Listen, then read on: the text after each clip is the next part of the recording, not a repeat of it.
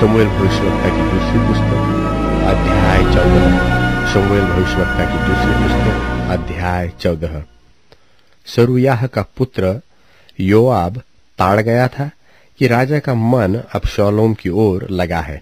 इसलिए योआब ने तको नगर में दूत भेजकर वहां से एक बुद्धिमान स्त्री को बुलवाया और उससे कहा, शोक करने वाली बन, अर्थात शोक का पहरावा पहन और तेल न लगा, परंतु ऐसी स्त्री बन जो बहुत दिनों से मुए के लिए विलाप करती रही हो। तब राजा के पास जाकर ऐसी ऐसी बातें कहना। और योआब ने उसको जो कुछ कहना था वह सब सिखा दिया। जब वह तकोइन राजा से बातें करने लगी, तब मुंह के बल भूमि पर गिर दंडवत करके कहने लगी, राजा की दोहाई। राजा ने उससे पूछा, तुझे क्या चाहिए? उसने कहा, सचमुच मेरा पति मर गया और मैं विधवा हो गई, और तेरी दासी के 2 बेटे थे, और उन दोनों ने मैदान में मारपीट की, और उनको छुड़ाने वाला कोई न था। इसलिए एक ने दूसरे को ऐसा मारा कि वह मर गया। और यह सुन सब लोग तेरी दासी के विरुद्ध उठकर यह कहते हैं कि जिसने अपने भाई को घात किया उसको हमें सौंप दे, कि उसके मारे हुए भाई के प्राण के पलटे में उसको प्राण दंड दे और वारिस को भी नाश करे। इस तरह वे मेरे अंगारे को जो बच गया है बुझाएंगे और मेरे पति का नाम और संतान धरती पर से मिटा डालेंगे। राजा ने स्त्री से कहा, अपने घर जा और मैं तेरे विषय आज्ञा दूंगा। तकोइन ने राजा से कहा, हे मेरे प्रभु, हे राजा, दोष मुझी को और मेरे पिता के घराने ही को लगे, और राजा अपनी गद्दी समेत निर्दोष ठहरे। राजा ने कहा, जो कोई तुझसे कुछ बोले उसको मेरे पास ला, तब वह फिर तुझे छूने न पाएगा। उसने कहा, राजा अपने परमेश्वर यहोवा को स्मरण करे कि खून का पलटा लेने वाला और नाश करने न पाए, और मेरे बेटे का नाश न होने पाए। उसने कहा, यहोवा के जीवन की शपथ, तेरे बेटे का एक बाल भी भूमि पर गिरने न पाएगा। स्त्री बोली, तेरी दासी अपने प्रभु राजा से एक बात कहने पाए। उसने कहा, कहे जा। स्त्री कहने लगी, फिर तूने परमेश्वर की प्रजा की हानि के लिए ऐसी ही युक्ति क्यों की है? राजा ने जो यह वचन कहा है, इससे वह दोषी सा ठहरता है, क्योंकि राजा अपने निकाले हुए को लौटा नहीं लाता। हमको तो मरना ही है, और भूमि पर गिरे हुए जल के समान ठहरेंगे, जो फिर उठाए नहीं जाता।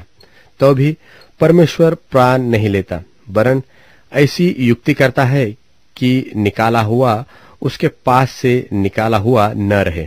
और अब मैं जो अपने प्रभु राजा से यह बात कहने को आई हूं, इसका कारण यह है कि लोगों ने मुझे डरा दिया था।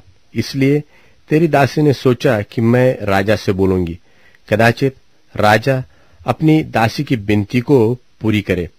निसंदेह राजा सुनकर अवश्य अपनी दासी को उस मनुष्य के हाथ से बचाएगा जो मुझे और मेरे बेटे दोनों को परमेश्वर के भाग में से नाश करना चाहता है। सो तेरी दासी ने सोचा कि मेरे प्रभु राजा के वचन के शांति मिले, क्योंकि मेरा प्रभु राजा परमेश्वर के किसी दूत की नाई भले बुरे के भेद कर सकता है। इसलिए तेरा परमेश्वर यहोवा तेरे संग रहे। राजा ने उत्तर देकर उस स्त्री से कहा, जो बातें मैं तुझसे पूछता हूं उसे मुझसे न छिपा। स्त्री ने कहा, मेरा प्रभु राजा कहते जाए। राजा ने पूछा, इस बात में क्या योआब तेरा संगी है? स्त्री ने उत्तर देकर कहा, हे मेरे प्रभु, हे मेरे राजा, तेरे प्राण की शपथ, जो कुछ मेरे प्रभु राजा ने कहा है उससे कोई न दाहिनी ओर मुड़ सकता है और न बाई। तेरे दास योआब ही ने मुझे आज्ञा दी थी, और ये सब बातें उसी ने तेरी दासी को सिखाई है। तेरे दास योआब ने यह काम इसलिए किया कि बात का रंग बदले, और मेरा प्रभु परमेश्वर के एक दूत के तुल्य बुद्धिमान है। यहां तक कि धरती पर जो कुछ होता है उन सबको वह जानता है। तब राजा ने योआब से कहा, सुन, मैंने यह बात मानी है, तू जाकर अबशालोम जवान को लौटा ला। तब योआब ने भूमि पर मुंह के बल गिर दंडवत कर राजा को आशीर्वाद दिया। और योआब कहने लगा, हे मेरे प्रभु, हे मेरे राजा, अब तेरा दास जान गया कि मुझ पर तेरी अनुग्रह की दृष्टि है, क्योंकि राजा ने अपने दास की विनती सुनी है।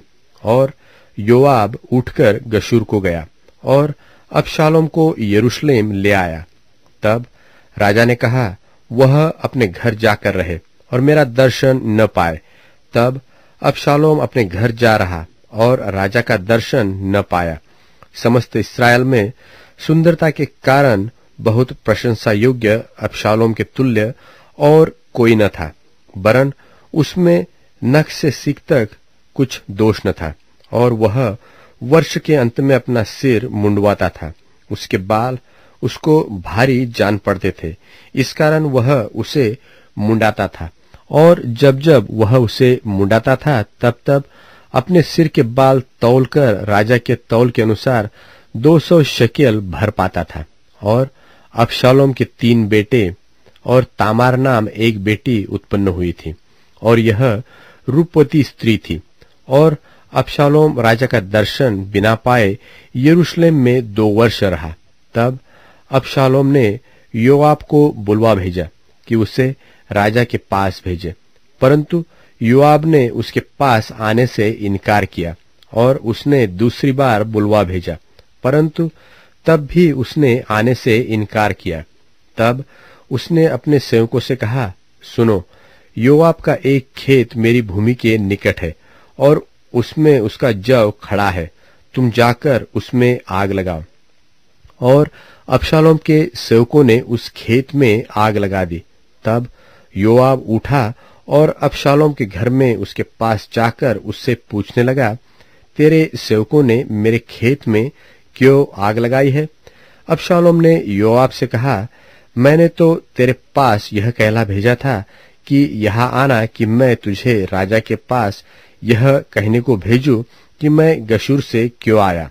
मैं अब तक वहां रहता तो अच्छा होता, इसलिए अब राजा मुझे दर्शन दे, और यदि मैं दोषी हूं तो वह मुझे मार डाले।